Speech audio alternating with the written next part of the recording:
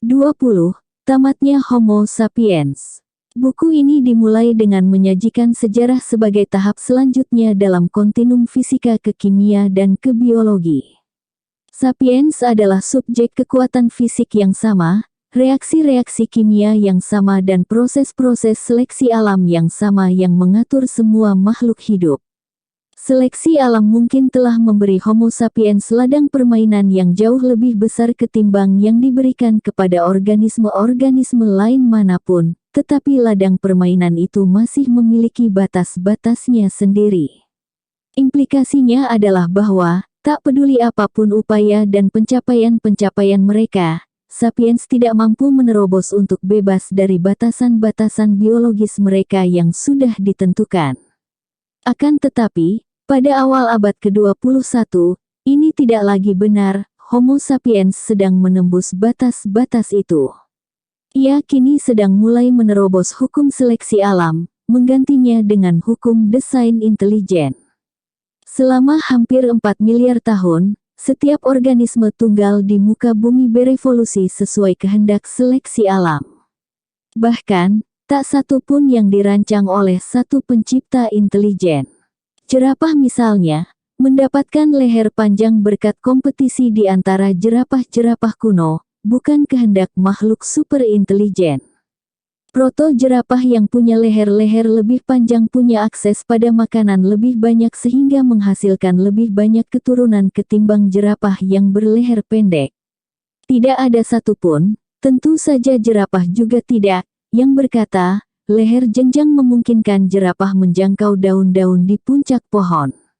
Ayo panjangkan lehernya. Keindahan teori Darwin adalah bahwa teori itu tidak membutuhkan asumsi suatu desainer pintar untuk menjelaskan bagaimana jerapah akhirnya memiliki leher-leher jenjang.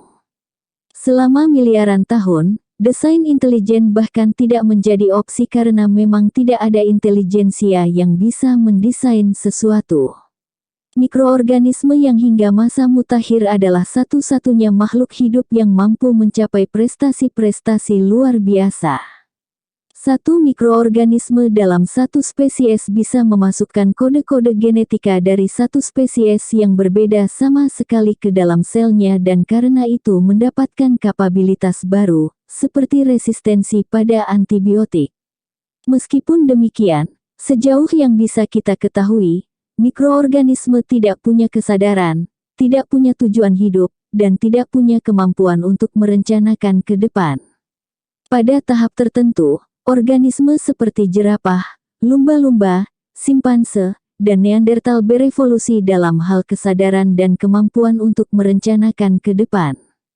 Namun, kalaupun Neandertal berfantasi tentang unggas yang sangat gemuk dan bergerak lambat sehingga dia bisa langsung mencaplok kapanpun dia lapar, dia tidak punya cara untuk mengubah fantasi itu menjadi realitas. Dia harus memburu burung yang sudah diseleksi secara alamiah.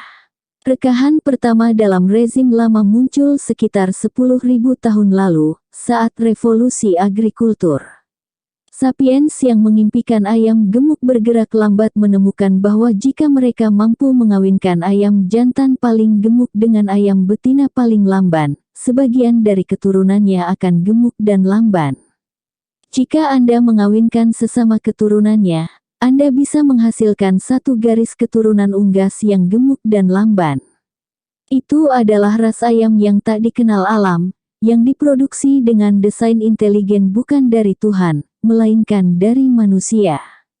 Tetap saja, dibandingkan dengan semua dewa yang super kuat, Homo sapiens memiliki keterampilan rancang terbatas. Sapiens bisa menggunakan pembiakan selektif untuk mengambil jalan memutar dan mengakselerasi proses-proses seleksi alam yang secara normal memengaruhi ayam, tetapi mereka tidak bisa memunculkan secara sempurna karakteristik-karakteristik baru yang absen dari lubuk genetik ayam liar. Dalam satu hal, hubungan antara Homo sapiens dan ayam serupa dengan banyak hubungan simbiosis lain yang begitu sering muncul sendiri di alam. Sapiens menggunakan tekanan-tekanan selektif pada ayam sehingga menyebabkan ayam yang gemuk dan lamban berbiak, sebagaimana lebah-lebah penyerbuk memilih bunga sehingga menyebabkan bunga-bunga berwarna cerah yang berbiak. Kini, rezim 4 miliar tahun seleksi alam menghadapi tantangan yang sama sekali berbeda. Dalam laboratorium-laboratorium di seluruh dunia, para ilmuwan sedang merekayasa makhluk hidup. Mereka menabrak hukum-hukum seleksi alam dengan kekebalan, yang bahkan tak bisa dikendalikan oleh karakteristik asli organisme. Eduardo Kac, seorang seniman biologi Brasil, memutuskan pada tahun 2000 untuk menciptakan satu karya seni baru, seekor kelinci hijau berpijar. Kac mengontak sebuah laboratorium Prancis dan menawarkannya upah untuk merekayasa kelinci yang gemerlap sesuai spesifikasi-spesifikasi yang ditentukannya. Para ilmuwan Prancis mengambil embrio kelinci putih biasa-biasa saja, menanam ke dalam DNA-nya satu gen yang diambil dari ubur-ubur hijau gemerlap dan voila. Seekor kelinci hijau gemerlap untuk Le Monsieur. Kac menamainya kelinci alba. Mustahil untuk menjelaskan eksistensi alba dalam hukum seleksi alam. Ia adalah produk desain intelijen. Ia juga pelopor binatang-binatang yang akan muncul. Jika potensi yang ditunjukkan alba terwujud sepenuhnya, dan jika manusia tidak melenyapkan dirinya, revolusi saintifik mungkin membuktikan diri jauh lebih hebat dari sekadar revolusi historis. Ia mungkin akan muncul sebagai revolusi biologis paling penting sejak munculnya kehidupan di bumi. Setelah 4 miliar tahun seleksi alam, alba berdiri di ambang sebuah era kosmis baru, yang di dalamnya kehidupan akan diatur oleh desain intelijen. Jika ini terjadi, seluruh sejarah manusia sampai titik itu bisa jadi, dengan melihat kembali ke belakang, akan direinterpretasi sebagai proses eksperimentasi dan magang yang merevolusi permainan kehidupan. Proses semacam itu harus dipahami dari perspektif kosmis miliaran tahun, bukan dari perspektif milenium manusia. Para ahli biologi di seluruh dunia terkunci dalam pertempuran dengan gerakan desain intelijen, yang menentang ajaran evolusi Darwinian di sekolah-sekolah dan mengklaim bahwa kompleksitas biologi membuktikan pasti ada satu pencipta yang memikirkan seluruh detail biologis sebelumnya.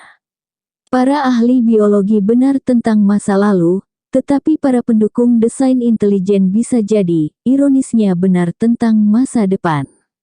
Pada saat penulisan ini, penggantian seleksi alam oleh desain intelijen bisa terjadi dalam satu di antara tiga cara ini, melalui rekayasa biologi, rekayasa cyborg makhluk yang menggabungkan bagian-bagian organik dan non-organik, atau rekayasa kehidupan inorganik.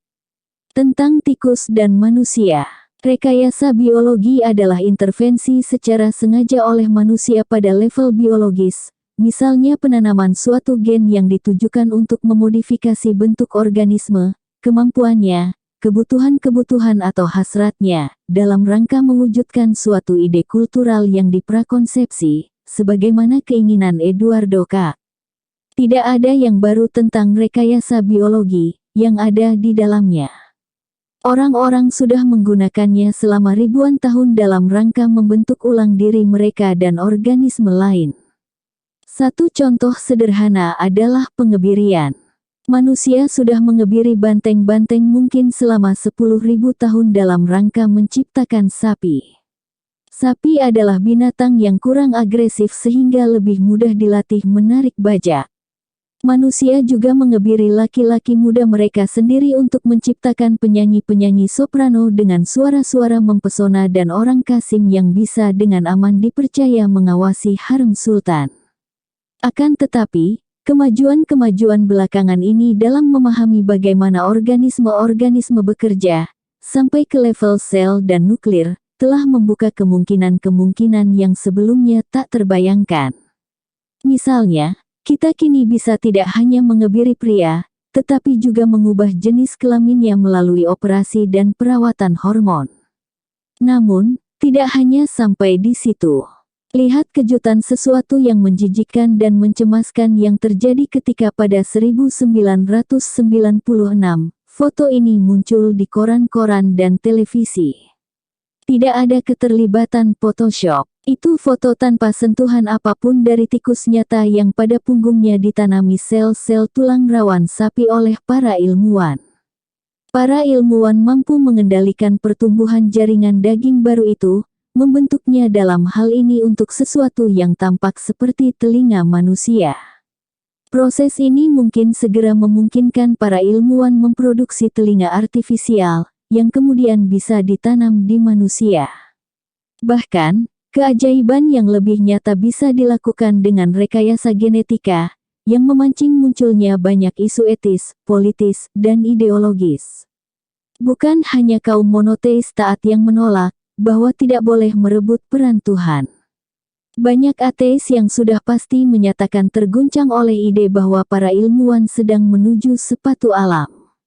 Para aktivis hak-hak binatang meneriakkan penderitaan yang ditimbulkan pada binatang-binatang lab dalam eksperimen-eksperimen rekayasa genetik, dan pada binatang-binatang peternakan yang direkayasa dalam pengabaian total kebutuhan dan hasrat mereka. Para aktivis hak asasi manusia takut rekayasa genetika bisa digunakan untuk menciptakan manusia super yang akan menjadikan kita semua, manusia yang lain sebagai budak. Jeremiah menawarkan visi apokaliptik kediktatoran biologi yang akan mengklon tentara tanpa rasa takut dan pekerja yang patuh. Perasaan yang berkembang adalah bahwa terlalu banyak peluang terbuka terlalu cepat dan bahwa kemampuan kita untuk memodifikasi gen melampaui kapasitas kita memanfaatkan kemampuan itu secara bijaksana dan berpandangan jauh. Hasilnya adalah bahwa kita saat ini hanya menggunakan satu fraksi dari potensi rekayasa genetika. Sebagian besar organisme yang kini sedang direkayasa adalah organisme dengan lobi politik paling rendah, tumbuhan, jamur, bakteri, dan serangga. Misalnya, galur-galur E. coli, satu bakteri yang hidup secara simbiosis dalam usus manusia, dan yang menjadi judul berita ketika keluar dari usus dan menyebabkan infeksi mematikan telah direkayasa secara genetik untuk menghasilkan biofuel. E. coli dan beberapa spesies jamur juga telah direkayasa untuk memproduksi insulin sehingga menurunkan biaya perawatan diabetes. Satu gen yang diekstrak dari ikan Arktik sudah dimasukkan ke dalam kentang, menjadikannya tumbuhan yang lebih tahan beku. Beberapa mamalia juga sudah menjadi sasaran rekayasa genetika. Setiap tahun industri susu menderita kerugian miliaran dolar akibat mastitis, sebuah penyakit yang menyerang ambing sapi perah. Para ilmuwan kini sedang bereksperimen dengan sapi-sapi yang sudah direkayasa yang susunya mengandung lisoptapin, satu zat biokimia dengan kemampuan menyerang bakteri yang menyebabkan penyakit. Industri babi, yang menderita akibat turunnya penjualan karena konsumen waspada dengan lemak tak sehat dalam daging babi, memiliki harapan galur babi yang masih dieksperimen dicangkoki dengan material genetik dari cacing. Gen-gen baru itu menyebabkan babi mengubah asam lemak omega-6 yang buruk menjadi sepupunya yang sehat yakni omega-3. Generasi berikutnya rekayasa genetika akan menjadikan babi yang memiliki lemak bagus tampak seperti mainan anak-anak. Para ahli genetika telah berhasil tidak hanya memperbesar 6 kali lipat rata-rata harapan hidup cacing, tetapi juga merekayasa tikus jenius yang menunjukkan memori yang jauh lebih bagus dan kemampuan belajar. Vole adalah binatang kecil dalam ordo Rodentia menyerupai tikus, dan sebagian varietasnya campur aduk. Namun, ada satu spesies yang di dalamnya pejantan dan betinanya membentuk hubungan monogami dan awet. Para ahli genetika mengklaim telah mengisolasi gen-gen yang bertanggung jawab atas monogami vole. Jika penambahan satu gen bisa mengubah seekor vole Don Juan menjadi suami yang loyal dan pencinta, apakah kita masih jauh dari kemampuan merekayasa secara genetika tidak hanya kemampuan individual binatang pengerat dan manusia, tetapi juga struktur-struktur sosialnya? Kembalinya Neandertal. Akan tetapi, para ahli genetika tidak hanya ingin mentransformasi garis keturunan makhluk hidup. Mereka bermaksud menghidupkan kembali makhluk yang sudah punah. Dan bukan hanya dinosaurus seperti dalam Jurassic Park. Satu tim ilmuwan Rusia, Jepang, dan Korea belum lama ini telah memetakan genom mamut kuno, yang ditemukan membeku di es Siberia. Mereka kini berencana mengambil satu sel telur yang sudah difertilisasi dari gajah masa kini, menggantikan DNA gajah dengan DNA mamut yang sudah direkonstruksi, dan menanam sel telur itu dalam rahim seekor gajah. Setelah sekitar 22 bulan, mereka berharap mamut pertama setelah 5.000 tahun akan lahir. Akan tetapi, kenapa harus berhenti pada mamut? Profesor George Church dari Universitas Harvard baru-baru ini mengemukakan bahwa, dengan rampungnya proyek genom Neandertal, kita kini bisa menanam DNA Neandertal yang sudah direkonstruksi ke dalam sel telur sapiens sehingga memproduksi anak Neandertal pertama dalam 30.000 tahun. Church mengklaim bahwa dia bisa melakukan pekerjaan itu untuk recehan $30 juta. Beberapa perempuan sudah siap menjadi relawati sebagai ibu pengganti. Untuk apa kita butuh Neandertal? Sebagian berpendapat bahwa jika kita bisa mempelajari kehidupan Neandertal, kita bisa menjawab sebagian pertanyaan paling menggelitik tentang asal-usul dan keunikan Homo sapiens. Dengan membandingkan Neandertal dengan otak manusia, dan memetakan di mana perbedaan strukturnya, mungkin kita bisa mengidentifikasi perubahan biologis apa yang menghasilkan kesadaran sebagaimana yang kita alami. Ada alasan etis juga. Sebagian berpandangan bahwa, jika Homo sapiens bertanggung jawab atas punahnya Neandertal, maka sapiens juga punya tugas moral untuk membangkitkannya kembali. Dan keberadaan Neandertal di sekeliling kita mungkin berguna juga. Banyak kalangan industri yang akan dengan senang hati membayar satu Neandertal untuk melakukan pekerjaan kasar sapiens. Akan tetapi, mengapa berhenti pada Neandertal? Mengapa tidak kembali pada papan tulis dan Tuhan dan mendesain sapiens yang lebih bagus? Kemampuan, kebutuhan, dan hasrat Homo sapiens memiliki basis genetika, dan genom sapiens tidak lebih rumit ketimbang vole dan tikus. Genom tikus terdiri dari sekitar 2,5 miliar basis nukleo, genom sapiens sekitar 2,9 miliar basis, berarti yang kedua hanya 14% lebih besar. Dalam jangka menengah, mungkin beberapa dekade rekayasa genetika dan bentuk-bentuk lain rekayasa biologi bisa jadi akan memungkinkan kita untuk membuat perubahan-perubahan yang berdampak jauh tidak hanya pada psikologi, sistem kekebalan, dan harapan hidup, tetapi juga pada kapasitas intelektual dan emosional. Jika rekayasa genetika bisa menciptakan tikus jenius, mengapa tidak manusia jenius? Jika kita bisa menciptakan vole monogami, mengapa tidak manusia yang terprogram untuk tetap setia pada pasangan mereka? Revolusi kognitif yang mengubah Homo sapiens dari kera yang tidak signifikan menjadi penguasa dunia tidak mengharuskan perubahan apapun yang berarti dalam psikologi, atau bahkan dalam ukuran dan bentuk eksternal otak sapiens. Tampaknya yang dibutuhkan tak lebih dari beberapa perubahan kecil pada struktur otak internal. Mungkin perubahan kecil lainnya sudah cukup untuk memantik revolusi kognitif kedua, menciptakan satu jenis kesadaran yang sama sekali baru, dan mentransformasi Homo sapiens menjadi sesuatu yang berbeda sama sekali. Benar, kita masih belum punya kecerdasan untuk mencapai ini, tetapi tampaknya tidak ada hambatan teknis yang tak teratasi, yang mencegah kita menghasilkan manusia super. Hambatan utamanya adalah penolakan etis dan politis yang memperlambat riset pada manusia. Dan tak peduli betapa meyakinkan argumen-argumen etis itu, sulit untuk melihat bagaimana mereka bisa bertahan lebih lama lagi untuk tidak maju ke langkah berikutnya, terutama jika taruhannya adalah kemungkinan memperpanjang kehidupan manusia tanpa batas, menaklukkan penyakit-penyakit yang tak bisa disembuhkan, dan menaikkan tingkat kemampuan kognitif dan emosional kita. Apa yang terjadi misalnya, jika kita mengembangkan suatu pengobatan penyakit Alzheimer yang sebagai keuntungan sampingannya, bisa secara dramatis memperbaiki memori orang-orang yang sehat? Apakah ada orang yang akan mampu menghentikan riset yang relevan?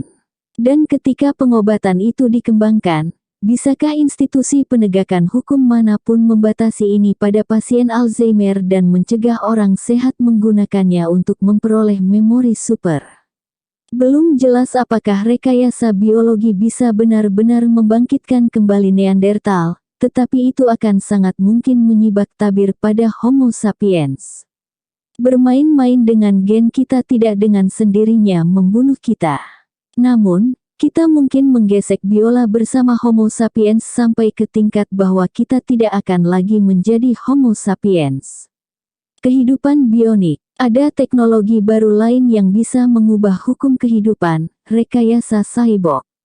Cyborg adalah makhluk yang menggabungkan bagian-bagian organik dan inorganik, seperti satu manusia dengan tangan besi. Dalam satu pengertian, hampir semua kita adalah bionik masa sekarang karena indera dan fungsi-fungsi alamiah kita diperkuat oleh alat-alat seperti kacamata, alat pacu jantung, ortotik, dan bahkan komputer dan telepon mobile, yang membebaskan otak kita dari penyimpanan dan pemrosesan data.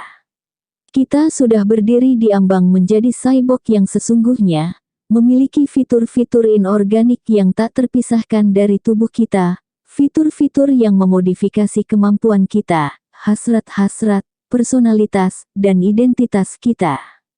DARPA, sebuah badan riset militer Amerika Serikat, sedang mengembangkan cyborg dari serangga. Idenya adalah menanam chip, detektor, dan prosesor elektronik dalam tubuh lalat atau kecoa, yang akan memungkinkan seorang manusia atau operator otomatis mengendalikan gerakan serangga itu dari jauh dan menyerap serta mentransmisi informasi. Lalat semacam itu bisa hinggap di tembok markas besar musuh, menguping rahasia percakapan yang paling rahasia, dan jika tidak tertangkap oleh laba-laba, lalat itu bisa menginformasikan secara tepat apa yang direncanakan oleh musuh. 12 Pada 2006, Pusat Pertempuran Bawah Laut Angkatan Laut Amerika Serikat melaporkan niatnya untuk mengembangkan cyborg hiu, dengan mendeklarasikan NUWC sedang mengembangkan suatu penanda ikan dengan tujuan mengontrol perilaku binatang yang ditandai via penanaman neuron. Para pengembang berharap bisa mengidentifikasi ladang-ladang elektromagnetik yang ditimbulkan oleh kapal selam dan ranjau, yang mengeksploitasi kapabilitas deteksi magnetik alamiah atas hiu-hiu, yang unggul di atas semua detektor buatan manusia manapun. Sapiens juga sedang diubah menjadi cyborg. Generasi terbaru alat bantu dengar terkadang disebut sebagai telinga bionik. Alat itu terdiri dari satu cangkokan yang menyerap suara melalui mikrofon yang ditempatkan di bagian luar telinga. Cangkokan itu menyaring suara, mengidentifikasi suara manusia, dan menerjemahkannya ke dalam sinyal elektrik yang dikirim langsung ke saraf auditori pusat dan dari sana ke otak. Cangkokan Retina, sebuah perusahaan Jerman yang disponsori pemerintah, sedang mengembangkan retina buatan yang bakal memungkinkan orang buta mendapatkan penglihatan parsial. Prosesnya mencakup pencangkokan sebuah microchip dalam mata pasien. Sel-sel foto menangkap cahaya yang jatuh di mata dan mentransformasikan ke energi listrik, yang menstimulasi sel-sel saraf dalam retina yang masih utuh. Impuls-impuls saraf dari sel-sel ini menstimulasi otak, di sana impuls-impuls itu diterjemahkan menjadi pandangan. Saat ini teknologi tersebut memungkinkan pasien mengorientasi diri dalam ruang, mengidentifikasi huruf, dan bahkan mengenali wajah.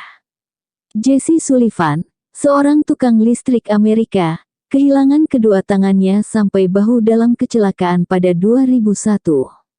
Kini dia menggunakan dua tangan bionik, hadiah dari Institut Rehabilitasi Chicago.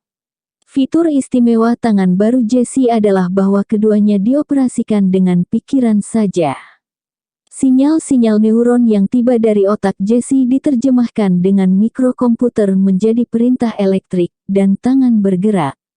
Ketika Jesse ingin mengangkat tangan, dia melakukan apa yang dilakukan tanpa sadar oleh orang normal, yakni tangan naik. Kedua tangan ini bisa melakukan gerakan yang jauh lebih terbatas ketimbang tangan organik, tetapi memungkinkan Jesse untuk melakukan fungsi-fungsi harian yang sederhana. Tangan bionik serupa belum lama ini sudah dipasang untuk Claudia Mitchell, tentara Amerika yang kehilangan tangan dalam kecelakaan sepeda motor. Para ilmuwan percaya bahwa kita akan segera memiliki tangan bionik yang tidak hanya akan bergerak kalau diperintahkan untuk bergerak, tetapi juga akan mampu mengirim sinyal kembali ke otak sehingga memungkinkan orang yang diamputasi mendapatkan kembali sensasi sentuhan. Saat ini tangan-tangan bionik adalah pengganti buruk untuk tangan original organik, tetapi ada potensi untuk pengembangan tak terbatas. Tangan-tangan bionik misalnya, bisa dibuat jauh lebih kuat ketimbang tangan organik sehingga membuat bahkan seorang juara tinju merasa seperti seorang yang lemah. Lebih dari itu, tangan-tangan bionik memiliki keunggulan bahwa tangan-tangan itu bisa diganti setiap beberapa tahun, atau dilepas dari tubuh dan dioperasikan dari jauh. Para ilmuwan dari Universitas Duke di North Carolina belum lama ini mendemonstrasikan ini dengan kera resus yang otaknya sudah dicangkoki sejumlah elektroda. Elektroda itu mengumpulkan sinyal dari otak dan mentransmisinya ke alat-alat eksternal. Monyet itu sudah dilatih untuk mengontrol tangan dan kaki bionik lepas melalui pikiran saja. Satu kera bernama Aurora, belajar untuk mengontrol dengan pikiran satu tangan bionik lepas sambil secara simultan menggerakkan kedua tangan organiknya. Seperti Dewi Hindu, Aurora kini memiliki 3 tangan, dan semua tangannya bisa diletakkan di ruang-ruang berbeda, atau bahkan di kota yang berbeda. Dia bisa duduk di lab North Carolina, menggaruk punggung dengan satu tangan, menggaruk kepala dengan tangan kedua, dan secara simultan mencuri sebuah pisang di New York, meskipun kemampuan untuk makan buah curian dari jarak jauh masih mimpi. Kera resus lainnya, Idoya, meraih ketenaran di seluruh dunia pada tahun 2008 ketika dia mengontrol dengan pikirannya sepasang 2 kaki bionik di Kyoto, Jepang, dari kursinya di North Carolina. Kedua kaki itu memiliki berat 20 kali berat Idoya. Sindrom terkunci di dalam adalah kondisi ketika seseorang kehilangan semua atau hampir semua kemampuannya untuk menggerakkan bagian manapun tubuhnya, sedangkan kemampuan kognisinya tetap utuh. Para pasien yang menderita sindrom ini sampai sekarang mampu berkomunikasi dengan dunia luar hanya melalui gerakan kecil mata. Namun, beberapa pasien sudah memiliki elektroda pengumpul sinyal otak yang dicangkokkan dalam otak mereka. Upaya-upaya sedang dilakukan untuk menerjemahkan sinyal-sinyal tersebut tidak semata-mata menjadi gerakan, tetapi juga menjadi kata-kata. Jika eksperimen-eksperimen ini sukses, pasien terkunci di dalam pada akhirnya akan bisa berbicara langsung dengan dunia luar, dan kita mungkin pada akhirnya akan mampu menggunakan teknologi itu untuk membaca pikiran orang lain. Meskipun demikian, dari semua proyek yang sedang dikembangkan, yang paling revolusioner adalah upaya untuk merancang antarmuka komputer otak 2 arah yang akan memungkinkan komputer membaca sinyal-sinyal elektrik otak manusia, dengan mentransmisi secara simultan sinyal-sinyal yang bisa dibaca otak. Bagaimana jika antarmuka semacam itu digunakan untuk menghubungkan secara langsung satu otak dengan internet, atau untuk menghubungkan secara langsung beberapa otak sehingga menciptakan suatu bentuk inter-brain net? Apa yang mungkin terjadi pada memori manusia, kesadaran manusia, dan identitas manusia jika otak memiliki akses langsung ke memori kolektif bank? Dalam situasi seperti itu, satu cyborg bisa menarik memori dari cyborg lain, tidak mendengar tentang mereka, tidak membaca tentang mereka dalam sebuah autobiografi, tidak membayangkan mereka, tetapi langsung mengingatnya seakan-akan memori itu adalah memorinya sendiri. Apa yang terjadi dengan konsep-konsep seperti diri dan identitas gender ketika pikiran menjadi kolektif? Bagaimana Anda bisa tahu diri Anda sendiri atau mengikuti impian Anda jika impian tidak dalam pikiran Anda, tetapi dalam suatu penampungan aspirasi kolektif? Cyborg seperti itu tidak lagi menjadi manusia, atau bahkan organik. Ia akan menjadi sesuatu yang benar-benar berbeda. Ia akan menjadi suatu jenis makhluk yang begitu berbeda secara fundamental sehingga kita tidak bisa membayangkan dampak filosofis, psikologis, atau politisnya. Kehidupan lain.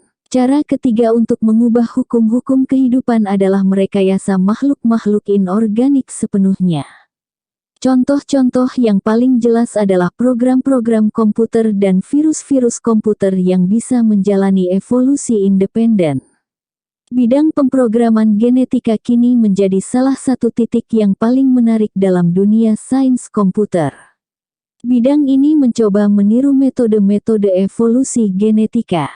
Banyak pemrogram mengimpikan penciptaan sebuah program yang dapat belajar dan berevolusi secara sempurna independen dari penciptanya. Dalam hal ini, pemrogram akan menjadi primum mobile, penggerak pertama, tetapi ciptaannya akan menjadi bebas berevolusi ke arah yang tidak dirancang oleh pembuatnya maupun oleh siapapun manusia lain. Sebuah prototipe program semacam itu sudah ada, ia disebut virus komputer.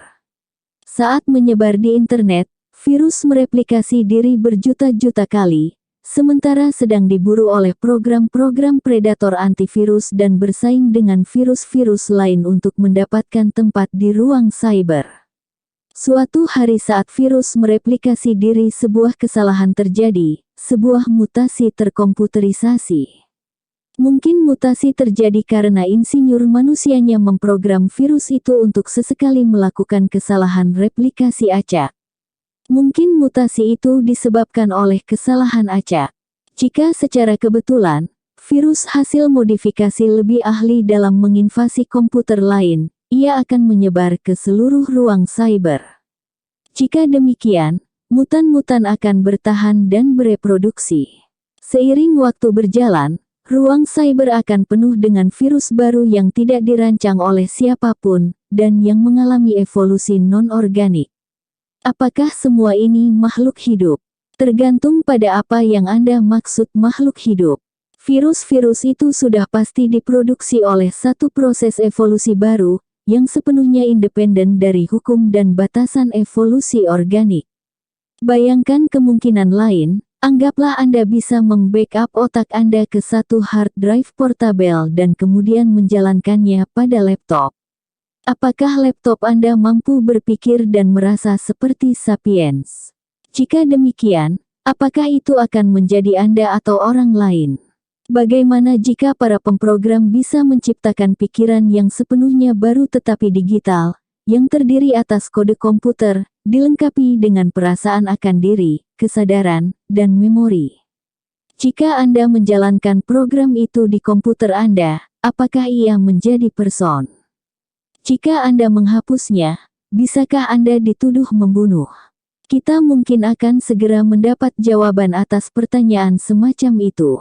Human Brain Project, yang didirikan pada 2005, berharap menciptakan kembali satu otak manusia lengkap dalam sebuah komputer, dengan sirkuit elektronik dalam komputer meniru jaringan sel saraf di dalam otak. Direktur proyek itu mengklaim bahwa jika didanai secara memadai dalam 1 atau 2 dekade, kita bisa memiliki satu otak manusia artifisial dalam sebuah komputer yang bisa berbicara dan berperilaku sangat mirip dengan manusia.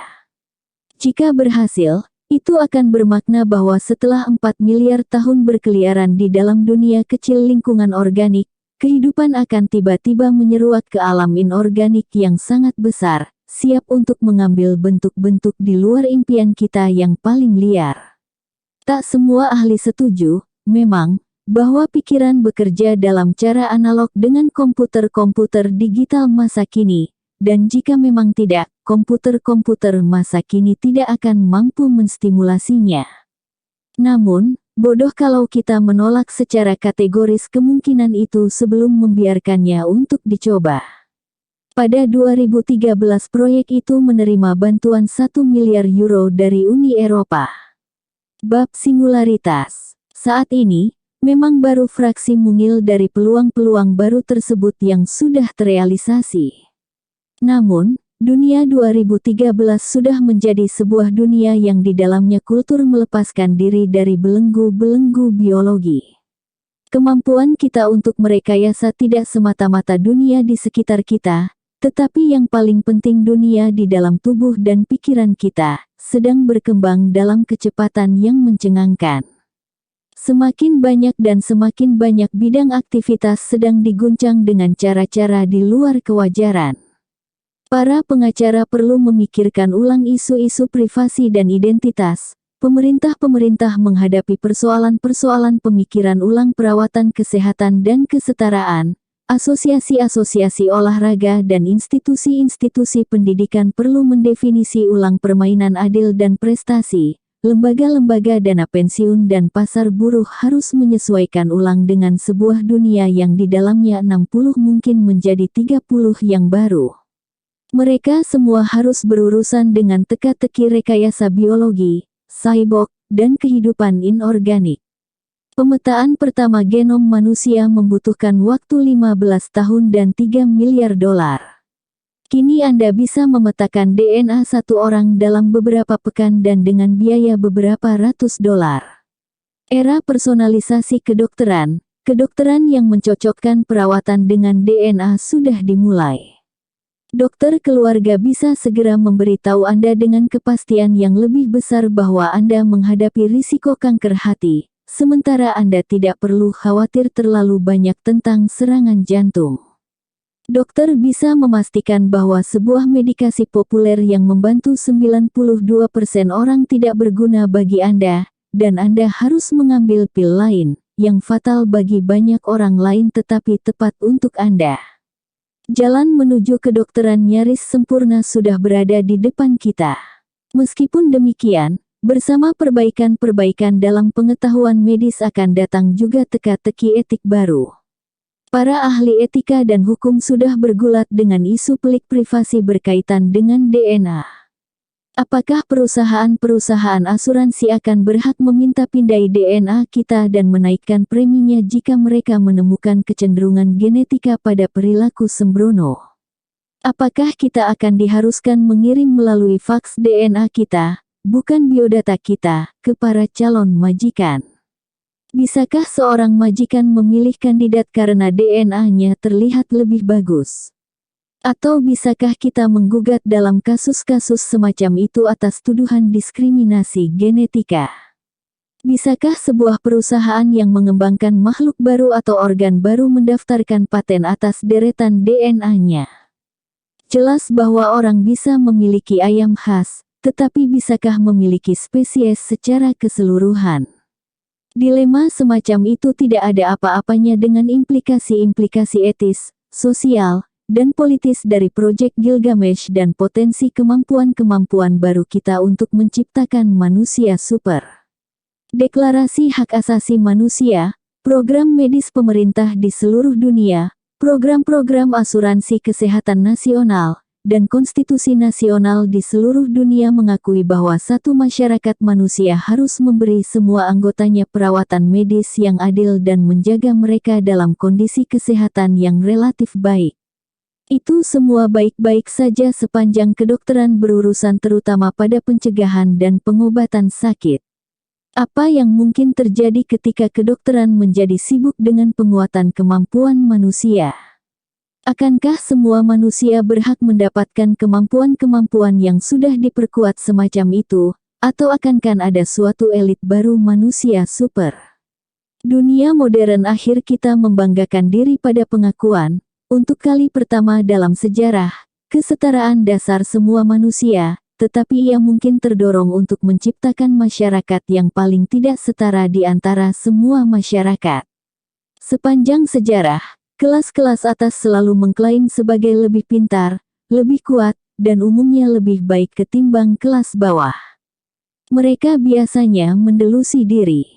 Seorang bayi yang lahir dalam keluarga petani miskin berkemungkinan menjadi sama pintarnya dengan putra mahkota. Dengan bantuan kapabilitas baru kedokteran, kehendak kelas-kelas atas mungkin segera menjadi realitas objektif.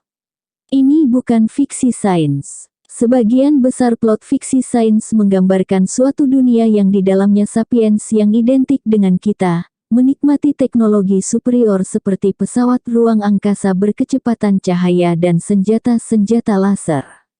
Dilema etik dan politik yang pokok pada plot-plot ini diambil dari dunia kita sendiri, dan semata-mata hanya menciptakan ketegangan emosional dan sosial terhadap latar futuristik.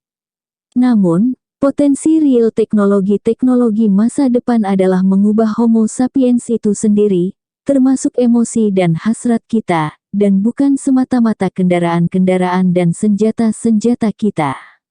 Apalah artinya pesawat ruang angkasa kalau dibandingkan dengan cyborg yang muda selamanya, yang tidak berbiak dan tidak punya seksualitas, yang bisa membagi pikiran langsung kepada makhluk lain, yang kemampuannya untuk fokus dan mengingat ribuan kali lebih besar daripada kemampuan kita, dan yang tidak pernah marah atau sedih, tetapi memiliki emosi dan hasrat yang belum bisa kita bayangkan. Fiksi sains jarang menggambarkan masa depan semacam itu karena sebuah deskripsi akurat per definisi tak bisa dipahami. Menghasilkan sebuah film tentang kehidupan super cyborg mirip dengan memproduksi Hamlet untuk audiens Neanderthal. Sungguh, para penguasa masa depan dunia mungkin semakin berbeda dari kita ketimbang Neanderthal. Sementara kita dan Neanderthal kurang lebih adalah manusia, sedangkan para pewaris kita akan seperti dewa. Para ahli fisika mendefinisikan Big Bang sebagai sebuah singularitas. Itu adalah sebuah titik yang padanya semua hukum alam yang sudah diketahui tidak ada. Waktu juga tidak ada. Jadi, tak bermakna mengatakan ada sesuatu sebelum Big Bang. Kita mungkin cepat mendekati sebuah singularitas baru, ketika semua konsep yang memberi makna pada dunia kita, saya, Anda, laki-laki, perempuan, cinta dan benci akan segera tidak relevan. Segala yang terjadi di luar titik itu tidak punya makna bagi kita. Bab Nubuat Frankenstein. Pada 1818, Mary Shelley menerbitkan Frankenstein, kisah tentang seorang ilmuwan yang menciptakan makhluk artifisial yang tak terkendali dan membuat kekacauan. Dalam 2 abad terakhir, cerita yang sama telah diceritakan berulang-ulang dalam versi-versi yang tak terhitung jumlahnya. Ia telah menjadi pilar utama mitologi saintifik baru kita. Pada mulanya, cerita Frankenstein tampaknya mengingatkan kepada kita bahwa jika kita mencoba bermain menjadi Tuhan dan insinyur kehidupan, kita akan menerima hukuman yang sangat hebat.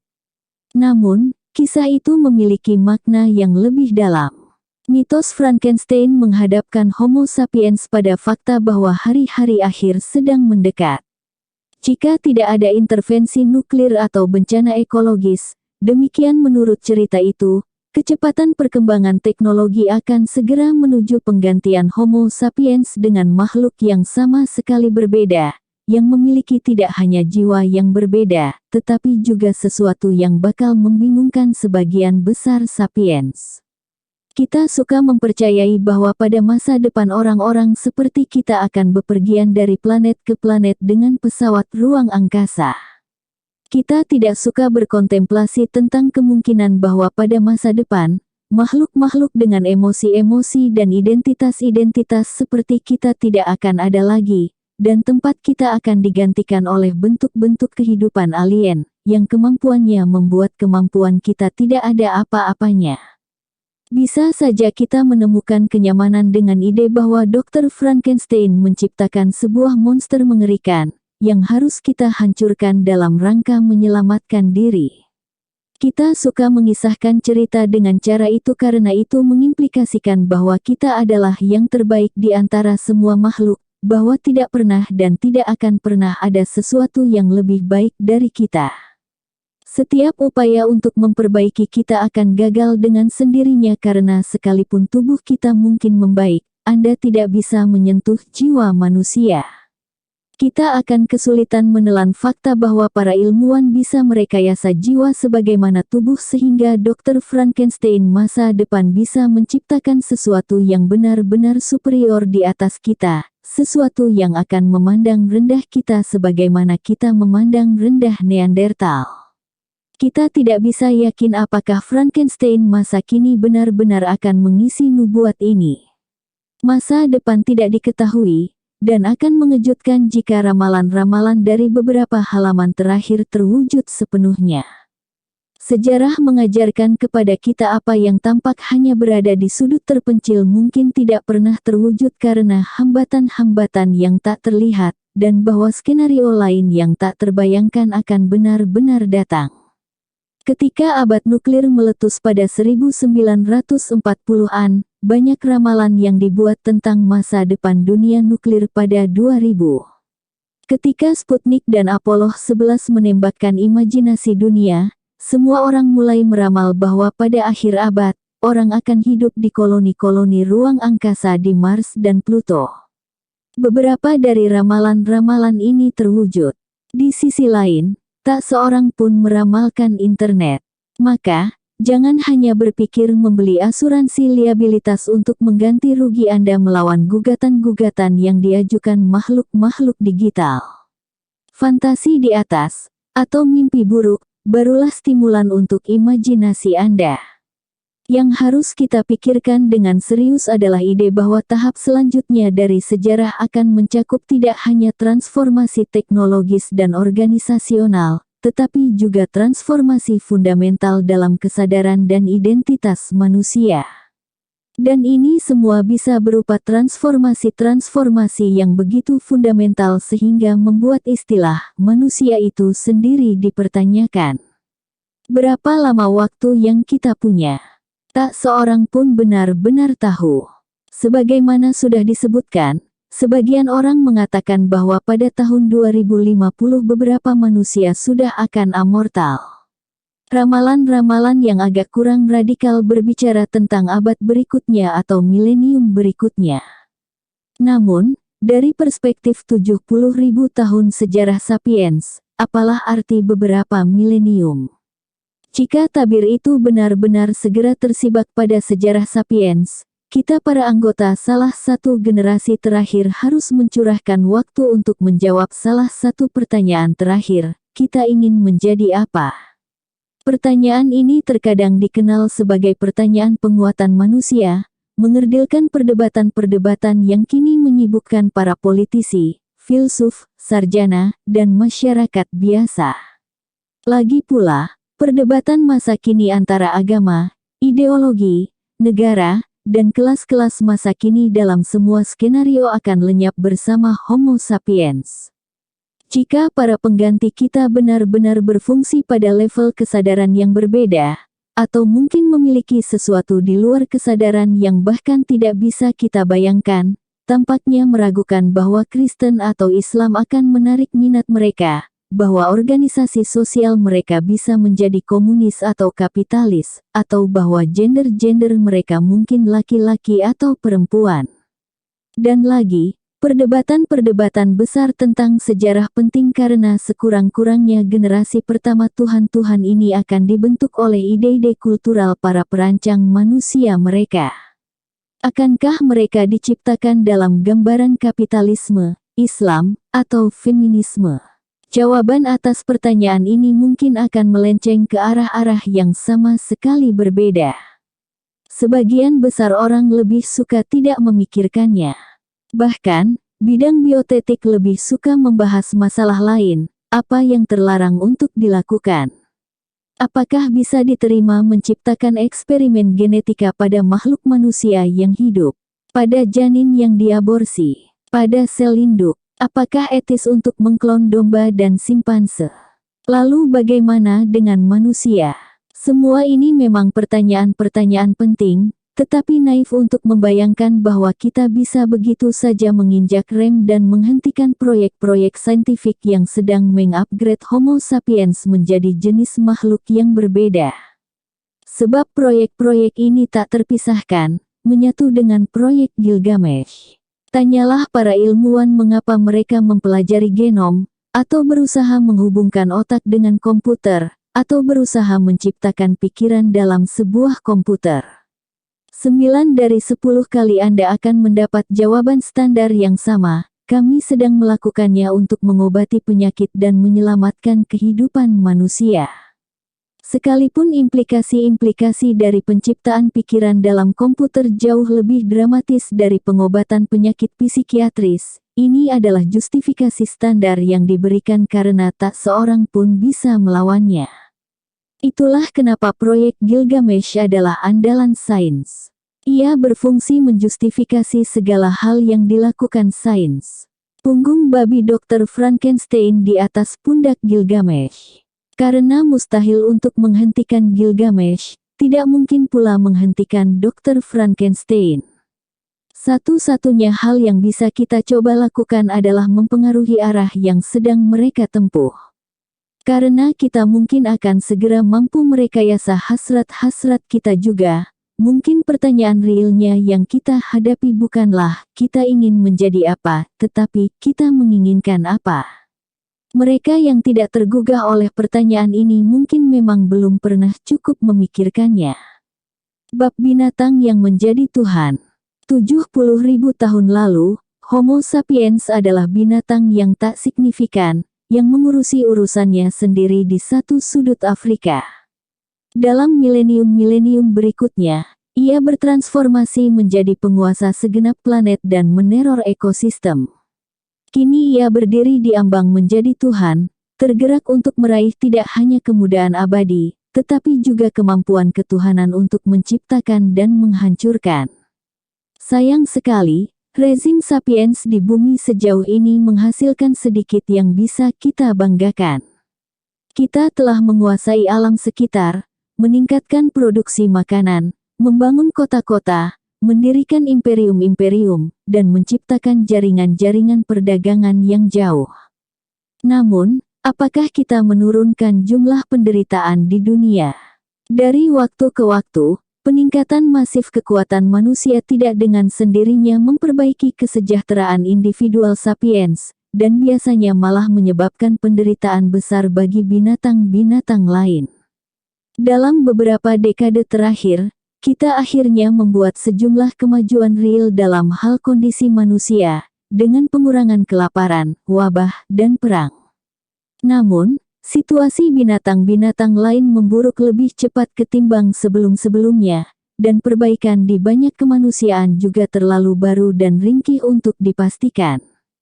Lebih dari itu, terlepas dari hal-hal yang mencengangkan yang mampu dilakukan oleh manusia, kita tetap tidak pasti tentang tujuan-tujuan kita dan kita tampak tetap tidak bahagia sebagaimana yang sudah-sudah. Kita sudah maju dari kano ke perahu sampai kapal uap, bahkan sampai pesawat ulang-alik, tetapi tak seorang pun tahu kemana kita akan menuju. Kita lebih kuat dari sebelum-sebelumnya, tetapi sangat sedikit yang kita tahu tentang apa yang seharusnya kita lakukan dengan semua kekuatan itu. Lebih parah lagi, manusia tampaknya menjadi semakin tidak bertanggung jawab dari sebelum-sebelumnya. Tuhan-Tuhan buatan sendiri dengan hanya hukum-hukum fisika yang menemani, kita tidak bertanggung jawab atas satu pun. Akibatnya kita membuat kekacauan pada sesama makhluk, yakni binatang-binatang, dan pada ekosistem di sekeliling kita, berusaha memburu lebih dari kenyamanan dan kesenangan kita, tetapi tidak pernah menemukan kepuasan. Apakah ada sesuatu yang lebih berbahaya ketimbang Tuhan-Tuhan yang tidak puas dan tidak bertanggung jawab yang tidak tahu apa yang mereka inginkan?